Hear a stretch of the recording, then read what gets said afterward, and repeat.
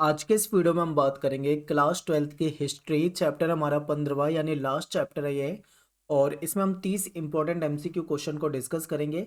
देखिए, मैं आपको पहले ही बता दूं, ये जो चैप्टर है इसमें संविधान वाला चैप्टर अपना, संविधान सभा की जो बैठक होती थी उसमें लोगों के क्या स्टेटमेंट रहते थे, चर्चाएं जो होती थी, वाद विवाद जो होते थे, इसके ऊपर ये पूरा चैप्टर है। तो यहाँ से एमसीक्यू क्वेश्चन ज़्यादा नहीं बनते हैं और लॉन्ग क्वेश्चन भी नहीं बनते हैं। ज़्यादातर सारी जो बातें हैं वो स्टेटमेंट में है, तो आपको ध्यान से वीडियो को देखना है। एक दो क्वेश्चन मैंने स्टेटमेंट वाले पूछे हुए हैं, बाकी सारे जो बेसिक क्वेश्चन है वो सारे इस चैप्टर के, ठीक है। तो ध्यान से वीडियो को देखना है आपको। और नोट्स आप हिस्ट्री के पढ़ना चाहते हैं या अदर सब्जेक्ट के पढ़ना चाहते हैं तो उसके लिए आपको eklavyastudypoint.com हमारी वेबसाइट है, इसको गूगल में सर्च करना है। जब आप गूगल में हमारी वेबसाइट को सर्च करोगे eklavyastudypoint.com, तो आपके सामने कुछ इस तरीके से पेज ओपन हो जाएगा। तो जो पहला पेज आपके सामने आएगा ये हमारी वेबसाइट है।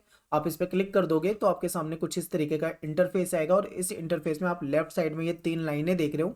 इन 3 लाइनों पे आप क्लिक कर दोगे तो आपके सामने कैटेगरी आ जाएगी, ठीक है। कैटेगरी में जब आप आते हो तो class 12th 11th 10th 9th इस तरीके से आपको दिखता है, तो आपको क्लास 12th में जाना है। जब आप क्लास 12th में जाओगे तो आपके सामने सब्जेक्ट आ जाएंगे और जिस सब्जेक्ट के नोट्स आप पढ़ना चाहते हो उस सब्जेक्ट पे क्लिक कर दो। मान लो आप ज्योग्राफी में के नोट्स पढ़ना चाहते हो तो ज्योग्राफी पे क्लिक कर दो, आपके सामने नोट्स ओपन हो जाएंगे, ठीक है। इस तरीके से आप नोट्स पढ़ सकते हो। चलिए शुरू करते हैं आज की अपनी इस वीडियो को। सबसे पहला क्वेश्चन आपके सामने स्क्रीन पे है, वीडियो को ध्यान से देखिए और समझिए। 3-4 क्वेश्चन आपसे पूछूंगा, बाकी सारे क्वेश्चन के आंसर मैं आपको बताऊंगा। जो क्वेश्चन आपसे पूछूंगा उसके आंसर आप कमेंट बॉक्स में देना आपको। देखिए, निम्नलिखित में से कौन सा कथन भारतीय संविधान से संबंधित नहीं है। अब ये आपके सामने कुछ कथन दे रखे हैं, इसको ध्यान से पढ़ो और पढ़ के आपको समझना है कि कौन सा कथन है जो भारत के संविधान से संबंधित। सबसे पहला जो पॉइंट आपके सामने वो ये है कि भारत का संविधान जो है वो विश्व का सबसे लंबा संविधान है। ये तो आप सभी जानते हैं, ये तो बिल्कुल सही स्टेटमेंट है, इसको तो हम गलत नहीं कह सकते। चलिए दूसरा पढ़ते हैं। भारत का संविधान 26 जनवरी 1925 को अस्तित्व में आया। यस, लागू हुआ था ये, तो ये दूसरा भी हमारा सही लग रहा है। तीसरी स्टेटमेंट पे आ जाओ। इसमें कह रहे हैं कि इसे बनाने में 5 वर्ष लगे। ठीक है, एक बार इसे देख लो, आपको समझ में आ जाएगा कि 5 वर्ष तो नहीं लगे, लेकिन लास्ट वाली भी पढ़ते चलते हैं कि भारत के संविधान को दिसंबर 1946 से दिसंबर 1949 के बीच सूत्रबद्ध किया गया। ठीक है, तो आपको यहाँ पे जो सबसे ज्यादा गलत स्टेटमेंट आपको नजर आ रही है वो ये है सी, कि इसको बनाने में 5 वर्ष लगे। तो आप जानते हैं कि इतना समय नहीं लगा था, ठीक है। अप्रोक्स की बात करें, लगभग की बात करें तो 3 साल लगे थे। और अगर हम एग्जैक्ट बात करें तो 2 साल 11 महीने 18 दिन। देखिए, अब यहाँ पे एक छोटी सी ये भी हो सकता है, आप सोचे कि 26 नवंबर 1949 को संविधान बन के तैयार हो गया था, तो इस चीज को ध्यान रखना। लेकिन लागू जो किया गया था वो किया गया था 26 जनवरी 1950। तो ये बेसिक बातें हैं, आपको इतना ध्यान रखना पड़ेगा। क्वेश्चन नंबर 2 देखिए एक बार, यानी कि संविधान सभा का बहिष्कार किसने किया। अब आपके सामने ऑप्शन रख देता हूँ, एक बार ऑप्शन देख लो। मुस्लिम लीग ने, कांग्रेस ने, जनता ने, या इनमें से कोई नहीं। तो देखिए, मुस्लिम लीग जो थी इसने कांग्रेस सॉरी संविधान सभा का बहिष्कार किया था, क्योंकि ये जो थे ये चाहते थे कि इनके लिए एक अलग देश बने पाकिस्तान, और उसकी अलग संविधान सभा और अलग ही संविधान बनाना चाहते थे। इसीलिए इन्होंने क्या करा, इसका विरोध करा। तो ये हो जाएगा हमारा दूसरा क्वेश्चन। तीसरा क्वेश्चन देखिए एक बार, संविधान सभा के कितने प्रतिशत सदस्य कांग्रेस पार्टी से थे। ये एक बहुत बड़ी संख्या थी, ठीक है, ध्यान रखें।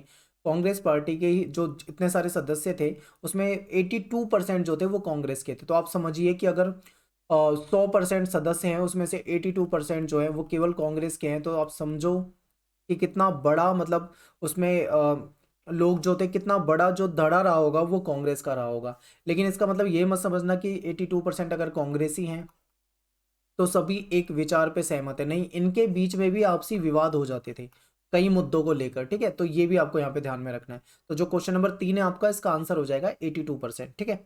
चलते हैं क्वेश्चन नंबर 4 की तरफ। संविधान सभा में उद्देश्य प्रस्ताव किसने प्रस्तुत किया था। बहुत ही आसान क्वेश्चन है, ऑप्शन एक बार देख लीजिए, ठीक है। गांधी जी ने, पटेल जी ने, नेहरू जी ने, इनमें से कोई नहीं। तो जो पंडित जवाहरलाल नेहरू थे, इन्होंने उद्देश्य प्रस्ताव प्रस्तुत किया था। ये एक तरह से फ्रेमवर्क था हमारा संविधान कैसा बनेगा।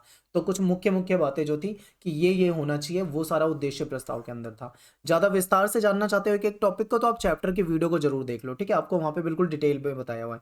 ये एमसीक्यू क्वेश्चन है तो मैं आपको ज्यादा डीप नहीं ले जाऊंगा किसी भी क्वेश्चन में। क्वेश्चन नंबर 5 देखिए, संविधान सभा की के अस्थायी अध्यक्ष कौन थे। अब देखिए, संविधान सभा बन चुकी थी, इसका काम था संविधान के लिए कार्य करना, संविधान को बनाना, विभिन्न मुद्दों पे विचार करना, विचार विमर्श के बाद विवाद वगैरह इन सबको देखना। तो जो पहली इसकी बैठक हुई थी संविधान सभा की, तो ये 9 दिसंबर 1946 को हुई थी। तो जब पहली बैठक हुई थी तो उसमें एक स्थायी अध्यक्ष का चुनाव नहीं हो पाया था। तो ऐसे में किसको बना दिया गया था? डॉक्टर सच्चिदानंद सिन्हा को। ये बुजुर्ग भी थे, ठीक है, इनको बना दिया गया था। ये टेम्परेरी समझिए आप, केवल 9 दिसंबर 1946 की जो बैठक हुई केवल उस दिन के लिए। उसके बाद जो हुई 11 दिसंबर, 13 दिसंबर, इस तरीके से आगे की जो बैठक हुई उसके लिए एक परमानेंट अध्यक्ष बना दिया गया था। तो यहाँ पे क्वेश्चन की लैंग्वेज को ध्यान से देखना, मैंने ऊपर लिखा हुआ है अस्थायी अध्यक्ष। अगर यहीं पे क्वेश्चन कुछ इस तरीके से आ जाए कि संविधान सभा के स्थायी अध्यक्ष कौन थे, तब आपका आंसर बदल जाएगा। क्योंकि स्थायी की बात करें तो डॉक्टर राजेंद्र प्रसाद आप आराम से कर दोगे, ठीक है, ये बिल्कुल सही है। लेकिन अस्थायी अगर आपसे पूछ ले तो डॉक्टर सच्चिदानंद सिन्हा, दोनों ही आपको याद होने चाहिए। प्रश्न नंबर 7 आपके सामने है कि स्वतंत्रता के समय महात्मा गांधी की सलाह पर किसे केंद्रीय विधि मंत्री का पद संभालने का मौका मिला? ठीक है, विवाद था इनके बीच में और गांधी जी के बीच में कुछ बातों को, लेकिन उन्हीं की सलाह पे केंद्रीय विधि मंत्री का पद संभालने का मौका मिला था। तो आप बताइए कि इन तीन में से कौन थे? तो आपके लिए बहुत ही आसान होगा और सभी इसे जानते होंगे कि डॉक्टर भीमराव अंबेडकर जो थे वो थे, ठीक है। तो यहाँ 7वें क्वेश्चन का आंसर आपका क्या हो जाएगा? ए हो जाएगा। 8वें क्वेश्चन पे आ जाओ एक बार कि संविधान सभा की जो प्रारूप समिति थी इसका अध्यक्ष किसे बनाया गया था? एक बार ऑप्शन दिखा देता हूँ आपको, सारे ऑप्शन देख लो ध्यान से। गोपाल कृष्ण गोखले, जवाहरलाल नेहरू, डॉक्टर भीमराव अंबेडकर और इनमें से कोई नहीं, आठवां, ठीक है। तो 8वें का आंसर क्या हो जाएगा हमारा? सी, यानी डॉक्टर भीमराव अंबेडकर जो थे वो प्रारूप समिति के अध्यक्ष थे। 8वां हो गया हमारा। इसके बाद चलते हैं क्वेश्चन नंबर 9 की तरफ। भारतीय संविधान को बनने में कितना समय लगा? ठीक है, देखिए अगर अप्रोक्स में पूछा जाए, लगभग पूछा जाए, तो लगभग आप ये कहोगे कि लगभग 3 साल लगे थे। लेकिन अगर आपके सामने कुछ इस प्रकार से ऑप्शन दे दिए जाए कि कितने साल, कितने महीने, कितने दिन, तब आपका आंसर होगा 2 साल 11 महीने 18 दिन, यानी 11 महीने 18 दिन को आप लगभग मान सकते हो, ठीक है। अगर देखा जाए तो उसको पूरा पूरा लगभग लगभग हम 3 साल या 3 वर्ष कह सकते हैं, ठीक है। तो आपको दोनों पता होना चाहिए। क्वेश्चन नंबर 9 के बाद चलते हैं 10 पे। संविधान सभा की पहली बैठक कब हुई थी? तो ये मैं आपको पहले ही बता चुका हूँ कि 9 दिसंबर 1946, और इसी बैठक में डॉक्टर जो सच्चिदानंद सिन्हा थे इनको क्या बनाया गया था? अस्थायी अध्यक्ष बनाया गया था, ठीक है। और क्वेश्चन नंबर 11 देखिए, संविधान सभा के सामने उद्देश्य प्रस्ताव कब प्रस्तुत किया गया था? किसने प्रस्तुत किया था? ये आपसे क्वेश्चन पूछा जा चुका है कि नेहरू जी ने प्रस्तुत किया था। लेकिन अगर आपसे ये पूछा जाए कि कब प्रस्तुत किया गया था, तो ये देखिए 13 दिसंबर 1946 की जो बैठक थी इसमें प्रस्तुत किया गया था, ठीक है। क्वेश्चन नंबर 12 देखिए एक बार, कह रहे हैं कि संविधान सभा के किस सदस्य को संविधान सभा की चर्चाओं पर ब्रिटिश साम्राज्यवाद का स्याय साया दिखाई देता था? अब भाषा आपको शायद अजीब लगे, मैं आपको इसका मतलब हिंदी में और आसान करके समझाता हूँ कि क्या था भाई। कि देखिए उस समय में अंग्रेज गए नहीं थे, अंतरिम सरकार थी जो कि नेहरू जी थे उसमें पीएम, ठीक है। चुनाव वगैरह उस समय में हुए नहीं थे और संविधान सभा थी, संविधान बनाने का कार्य चल रहा था। तो ऐसे में कहीं ना कहीं ये सब कुछ अंग्रेजों की देखरेख में हो रहा था। तो ऐसे में जो कम्युनिस्ट सदस्य थे जिनका नाम है सोमनाथ लाहिरी, ठीक है, सोमनाथ लाहिड़ी, इनको ऐसा लग रहा था कि अभी मतलब ये एक तरह से ये अंग्रेजों के द्वारा बनाई हुई संविधान सभा है उनकी। वो सोचे थे कि ये मतलब कहीं ना कहीं अभी भी हम गुलाम ही हैं, हम आजाद नहीं है, इसीलिए उनको ऐसा लग रहा था, ठीक है। यहाँ पे थोड़ा सा टाइपिंग का मिस्टेक है, ब्रिटिश कर लेना इसको, तो आपको समझ में आ जाएगा ये सारा, ध्यान से देख लो। तो यहाँ पे आंसर हमारा हो जाएगा सी, 12 का सी। क्वेश्चन नंबर 13 देखिए एक बार, निम्नलिखित में से किसने पृथक निर्वाचिका के पक्ष में अपनी बात रखी? देखिए पृथक निर्वाचिका का जो मुद्दा था ये विवादित मुद्दा था। कुछ लोग इसके पक्ष में थे और बहुत सारे लोग इसके खिलाफ थे, नहीं चाहते थे कि देश आजाद हुआ है वहां पे कोई भी पृथक निर्वाचिका वाला सिस्टम रहे, ठीक है। तो ज्यादातर लोग इसके खिलाफ थे। तो यहाँ पे आपसे क्या पूछा गया है कि किसने इसके पक्ष में आवाज रखी? पक्ष में मतलब जो इसको सही मानता हो। तो देखिए यहाँ पे नाम दे, ऑप्शन में देखिए एक बार ध्यान से, बी पोकर बहादुर, जयपाल सिंह, सोमनाथ लाहिड़ी और इनमें से कोई नहीं। ये चार आपके सामने ऑप्शन दे रखे हैं, ध्यान से आप देखिए। तो क्वेश्चन नंबर 13 जो है इसका आंसर हो जाएगा ये जो मद्रास के थे बी पोकर बहादुर, इन्होंने क्या करा था? इसके पक्ष में अपनी बात रखी थी, यानी ये पृथक निर्वाचिका को अच्छा मानते थे। तो बाद में जब इन्होंने ये बात रख दी तो उसके बाद बहुत ज्यादा बहस हुई, क्योंकि भाई ज्यादातर लोग इस मुद्दे के खिलाफ थे। चैप्टर की वीडियो देख लो डिटेल में, वहां पे आपको बताया हुआ है, ठीक है। तो नेक्स्ट क्वेश्चन जो है कि निम्नलिखित में से किसने पृथक निर्वाचिका का विरोध किया? अभी मैंने इससे पहले वाले क्वेश्चन में क्या पूछा था कि किसने इसका समर्थन किया, यानी कौन इसके पक्ष में था, तो आपने देख लिया बी पोकर थे। अब इसके विरोध में कौन है जिसने इस चीज को गलत माना? तो यहाँ पे नाम देखिए एक बार, आरवी धुलेकर, ये थे इसके ठीक है, खिलाफ थे। सरदार वल्लभ भाई पटेल जो थे इन्होंने भी इसकी बुराई की थी, इसको गलत बताया था। गोविंद वल्लभ पंत जो थे इन्होंने भी इसकी बुराई करी थी, यानी ये भी इसके विरोध में थे। तो यहाँ पे देखो तीनों ही हो जाएंगे, यानी कि आंसर क्या हो जाएगा हमारा क्वेश्चन नंबर 14 का डी हो जाएगा, यानी उपरोक्त सभी। चलिए क्वेश्चन नंबर 15 को देखिए ध्यान से। एनजी रंगा किस विचारधारा से प्रेरित थे? एनजी रंगा जो थे वो किस विचारधारा से प्रेरित थे? अब देखिए आपके सामने ऑप्शन रख देता हूँ, एक बार ध्यान से देखो। समाजवादी, पूंजीवादी, साम्यवादी और इनमें से कोई नहीं। बहुत सारे बच्चे हैं जो समाजवादी और साम्यवादी बिल्कुल इन दोनों को एक ही समझते होंगे, तो इनके बीच में भी कुछ अंतर होता है। अगर आप अंतर जानना चाहते हैं तो एक वीडियो बना रखी है मैंने, समाजवाद वर्सेस साम्यवाद। आप यूट्यूब पे सर्च करके देख सकते हो, ठीक है। तो क्वेश्चन पे आ जाते हैं कि एनजी रंगा जो थे वो किस विचारधारा से प्रभावित थे? तो वो समाजवादी विचारधारा से प्रभावित थे, ठीक है। क्वेश्चन नंबर 15 का आंसर क्या हो जाएगा? ए हो जाएगा। क्वेश्चन नंबर 16 देखिए, कह रहे हैं कि निम्नलिखित में से किसने आदिवासियों के लिए के अधिकार के लिए संविधान सभा में आवाज उठाई? क्योंकि देखिए आदिवासियों का जो हाल था उस समय में अगर देखा जाए तो वो काफी बुरा था, ठीक है। अ, शिक्षित नहीं थे ज्यादा लोग आदिवासियों में, और इनको ज्यादा अधिकार भी नहीं मिले हुए थे। तो ऐसे में संविधान सभा में आदिवासी सदस्य भी थे, उन्होंने अपने आदिवासी समाज के लिए वहां पे आवाज उठाई। तो आपको एक बार इसके ऑप्शन पढ़ने हैं ध्यान से, ठीक है। 16 क्वेश्चन का ऑप्शन पढ़ो।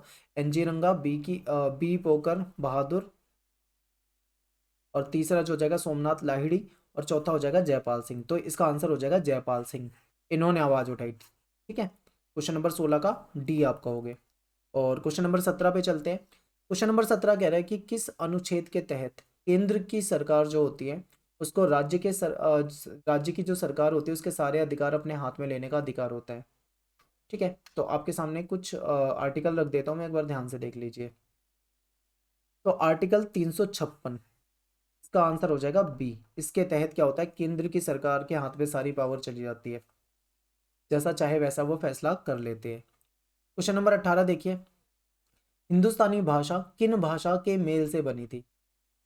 ठीक है, तो देखिए हिंदी और उर्दू, हिंदी प्लस उर्दू जब ये मिली तो कौन सी भाषा बनी? हिंदुस्तानी भाषा। क्वेश्चन नंबर 18, आंसर क्या हो जाएगा इसका? ए हो जाएगा, ठीक है। और क्वेश्चन नंबर 19 पे चलते हैं। कह रहे हैं कि जिन्ना को पाकिस्तान की संविधान सभा का अध्यक्ष कब निर्वाचित किया गया था? एक बार ऑप्शन देख लो। 11 अगस्त 1947, 14 अगस्त 1947, 17 अगस्त 1947 और 21 अगस्त 1947। तो ये 11 अगस्त 1947 का इसका आंसर हो जाएगा। और ये जो डेट वाले क्वेश्चन होते हैं आपके एनसीईआरटी का जो चैप्टर होता है उसके सबसे लास्ट वाला जो पेज होता है जहाँ पे वो खत्म होता है, वहां पे कई सारे डेट आपको लिखे मिलते हैं, वहां पे भी आप एक बार नजर डाल लिया करो। शॉर्ट क्वेश्चन में वहां से डेट वाले क्वेश्चन आ जाते हैं, ठीक है। क्वेश्चन नंबर 20 देखिए कि भारत का राष्ट्रीय ध्वज यानी जो हमारा झंडा है वो केसरिया होगा, सफेद होगा, गहरे हरे रंग की, उसमें 3 बराबर चौड़ाई वाली पट्टियां होंगी, ठीक है। तिरंगा झंडा होगा जिसके बीच में गहरे नीले रंग का चक्र होगा। ये सारी चीजें जो थी ये प्रस्ताव किसने रखा था? क्वेश्चन नंबर 20, ये प्रस्ताव किसने रखा था? तो ये नेहरू जी का ही प्रस्ताव रहा है, ठीक है। ऑप्शन आप देख लो, आंसर मैंने आपको बता दिया। क्वेश्चन नंबर 21 पे आ जाओ। यानी कि संविधान निर्माण के समय पर्दे के पीछे मुख्य भूमिका किसने निभाई? अब यहाँ पे पर्दे के पीछे का मतलब समझो आप कि जिसने, ठीक है, जिसने बहुत बड़ी भूमिका निभाई हो संविधान सभा में, संविधान के निर्माण में, ठीक है। पर्दे के पीछे का मतलब ये मत सोचना कि कोई पर्दे के पीछे बैठकर योजना बना रहा था, ठीक है। इसका मतलब महत्वपूर्ण, जिसने पीछे से महत्वपूर्ण योगदान दिया हो, इस तरीके से आप समझ लीजिए। तो सरदार वल्लभ भाई पटेल। क्वेश्चन नंबर 21 का आंसर हो जाएगा सरदार वल्लभ भाई पटेल, इनकी सबसे महत्वपूर्ण भूमिका थी। और आपको पता है कि भारतीय जो रियासतें थी जो कि 565 थी संख्या में, जिसको लेकर विवाद हो रहा था, ऐसा लग रहा था कि देश टूट जाएगा, इनको भारतीय संघ में मिलाने में भी सरदार वल्लभ भाई पटेल की सबसे महत्वपूर्ण भूमिका रही है। और ये एक कुशल और एक चतुर नेता आप कह सकते हो, एक अनुभवी नेता आप इन्हें कह सकते हो, ठीक है। अगर हम कंपेयर करें तो शायद उस समय में इतना बेहतरीन नेता कोई नहीं रहा होगा सरदार वल्लभ भाई पटेल जैसा। क्वेश्चन नंबर 22 पे चलते हैं। क्वेश्चन नंबर 22 देखिए, ये यहाँ पे मैं आपके सामने कोई ऑप्शन नहीं रख रहा हूँ, मैं केवल आपको डिस्कस कर दे रहा हूँ कि देखिए 3 सूचियाँ होती हैं जिसके तहत क्या होता है, सरकारों के जो अधिकार होते हैं वो बटे होते हैं। केंद्र सूची जिसको संघ सूची भी कहा जाता है, इसमें कौन से मुद्दे होते हैं? इसमें ऐसे मुद्दे होते हैं जिसमें केवल केंद्र की सरकार ही अपने कानून बना सकती है, जैसे कि आर्मी हो जाएगी, ठीक है, सेना हो जाएगी, मुद्रा से संबंधित हो जाएगा, बैंकिंग वगैरह, और भी कई सारे मुद्दे हैं जो कि केवल केंद्र सरकार ही जिस पे फैसला लेती है। कुछ ऐसे मुद्दे होते हैं जिसमें राज्य की सरकार भी फैसला ले लेती है, कुछ ऐसे मुद्दे होते हैं जिसमें राज्य की सरकार भी कानून बना सकती है, और चाहे तो केंद्र की सरकार भी कानून बना सकती है, दोनों ही उस पर कानून बना सकते हैं। लेकिन मान लो अगर कभी विवाद हो जाए दोनों में, तो जो केंद्र का द्वारा बनाया हुआ जो कानून होगा वो मान्य होगा। ठीक है। राज्य सूची में कौन से विषय होते हैं जिसमें राज्य की सरकार कानून बनाए, केंद्र सूची में कौन से विषय होते हैं जिसमें केंद्र की सरकार, और जिसमें और समवर्ती सूची में कौन से होते हैं जिसमें राज्य और केंद्र दोनों ही बना सकते हैं। लेकिन विवाद होने पे किसका माना जाएगा, केंद्र का। तो ये 22वां है, ये पॉइंट आपको याद रखने हैं। क्वेश्चन नंबर 23 देखिए, संविधान सभा के कितने सत्र हुए थे। ठीक है, ऑप्शन एक बार देख लो ध्यान से। अब आपको समझना है कि संविधान सभा जो थी उसके कितने सत्र हुए थे। तो देखिए इसके कुल 11 सत्र हुए थे। ठीक है, कितने सत्र हुए थे, 11। तो 23 का जो हो जाएगा आंसर हमारा ए हो जाएगा। और ये जो 11 सत्र हुए थे इसमें कितनी बैठकें हुई थी, आपसे ये भी क्वेश्चन पूछा जाएगा आगे, तो उसे भी ध्यान रखना है। पहले ये क्वेश्चन देख लो, क्वेश्चन नंबर 24, कि महात्मा गांधी किस भाषा को राष्ट्रीय भाषा बनवाना चाहते थे। उनको कौन सी भाषा लगती थी। तो देखिए हिंदुस्तानी भाषा थी वो, क्योंकि महात्मा गांधी को ऐसा लगता था कि जो देश में वैसे बहुत सारे जो क्षेत्र हैं वहाँ पे अलग अलग भाषाओं को लोग बोलने वाले रहते हैं, लेकिन उनका मानना था कि इस भाषा को बोलने वाले लोग देश में सबसे ज़्यादा हैं, सबसे ज़्यादा लोग इस भाषा को बोलते हैं और सबसे ज़्यादा लोग इस भाषा को समझते हैं, इसलिए हिंदुस्तानी भाषा को वो राष्ट्रीय भाषा बनवाना चाहते थे। क्वेश्चन नंबर 25 देखिए, कि संविधान सभा में कितने सदस्य थे। ठीक है, ये क्वेश्चन आपका आंसर, इसका आंसर आपको बताना है। आप मुझे कमेंट में बताएंगे क्वेश्चन नंबर 25 का, और कमेंट में आप अपना नाम जरूर लिखें। लास्ट वीडियो में भी कई सारे बच्चों ने कमेंट किया था, मैं लाइक भी मैंने करा है बहुत सारे बच्चों की कमेंट को, आप भी जरूर आंसर बताएं। ठीक है, इसका क्वेश्चन नंबर 26 पे चलते हैं, कि किस राजनीतिक समूह ने संविधान सभा को ब्रिटिश संस्था के रूप में देखा था। ठीक है, ये भी आपके लिए क्वेश्चन है आज का, इसका भी आंसर आपको कमेंट में बताना है। आपके लिए शायद सेकंड क्वेश्चन है आज का, आज ज्यादा क्वेश्चन मैंने पूछे नहीं आपसे, तो आप मुझे कमेंट में आंसर बताएंगे। ठीक है, ऑप्शन आपके सामने रख दिए मैंने चारों, इसमें से एक सही है, आपको बताना है। क्वेश्चन नंबर 27 पे आ जाओ। पृथक निर्वाचिका एक ऐसा विष है, यानी एक ऐसा जहर है। ठीक है, एक ऐसा जहर है जो हमारे देश की पूरी राजनीति में समा चुका है। ये स्टेटमेंट किसकी है, ये कथन किसका है, ये भी आपको कमेंट में बताना है। आज के लिए आपका तीसरा क्वेश्चन हो जाएगा। आज की वीडियो से केवल 3 क्वेश्चन आपसे पूछ रहा हूँ, बाकी आपको बताने हैं कमेंट में। ठीक है, 28वें क्वेश्चन पे आ जाओ। संविधान सभा की कुल 11 जो सत्र हुए थे उसमें कितनी बैठकें हुई थी। 11 सत्र हुए थे, ये अभी हमने पढ़ा था। बैठकें कितनी हुई थी, तो इसमें कुल 165 बैठकें हुई थी, ये भी आपको याद रखना है। शायद ऐसे शॉर्ट क्वेश्चन में आपसे पूछे जा सकते हैं। ठीक है, डीप है, एनसीईआरटी में से बनाए हुए हैं। 29वां प्रश्न देखिए, ज्योतिबा फुले जो थे महाराष्ट्र में, इन्होंने किसके दुख दर्द को देखा, उस पर सवाल उठाए। ठीक है, उन मुद्दों को लेकर सवाल उठाए। तो जो दमित जातियां थी जिनके साथ शोषण हो रहा था, ठीक है, और उन भेदभाव था जिनके साथ, उनके मुद्दों को लेकर उन्होंने आवाज उठाई थी। क्वेश्चन नंबर 29 जो है आपका, 29वां जो है, इसका आंसर क्या हो जाएगा, बी हो जाएगा। ठीक है, और लास्ट क्वेश्चन देखते हैं, 30वां प्रश्न। निम्नलिखित में से कौन कांग्रेस के विरोधी रहे अपने समय में। जवाहरलाल नेहरू, पटेल जी, भीमराव अंबेडकर, उपरोक्त सभी। देखिए उपरोक्त सभी तो बिल्कुल नहीं होगा, क्योंकि आपको पता है जवाहरलाल नेहरू, ये देखते ही आपको पता लग जाएगा कि भाई नेहरू तो उसी के सदस्य थे, यानी कि ये तो होगा नहीं। फिर पटेल जी भी उसके सदस्य थे, तो आपको पता लग जाएगा कि उपरोक्त सभी तो इसका आंसर होगा नहीं। तो इसका कौन ऐसा हो सकता है, तो इसमें सी जो ऑप्शन है, भीमराव अंबेडकर, ये हो सकता है इसका आंसर। ठीक है, तो आपका क्या हो जाएगा इसमें, सी। तो यहाँ पे हमारी जो वीडियो है वो खत्म हो जाती है। और टेलीग्राम ग्रुप आप जरूर ज्वाइन कर लें, क्लास 12 ईएसपी न्यू ग्रुप के नाम से हमारा ग्रुप है। आज की डेट में अगर मैं बताऊं आपको, आज 1 अप्रैल 2021 है। आज की डेट में 11,000 से ज़्यादा स्टूडेंट जुड़े हुए हैं हमारे इस ग्रुप में, आप भी जुड़ जाएं। आप हमारी ऐप डाउनलोड कर लो, यहाँ पे आपको एमसीक्यू टेस्ट मिल जाएंगे, और ई बुक भी जो हमारे आने वाली है वो आपको इसी के अंदर मिलेगी। ठीक है, ऐप के अंदर। तो आप ऐप जरूर डाउनलोड कर लें। तो मिलते हैं फिर आपसे नेक्स्ट वीडियो में। थैंक्स फॉर वॉचिंग सभी को। जय हिंद, जय भारत।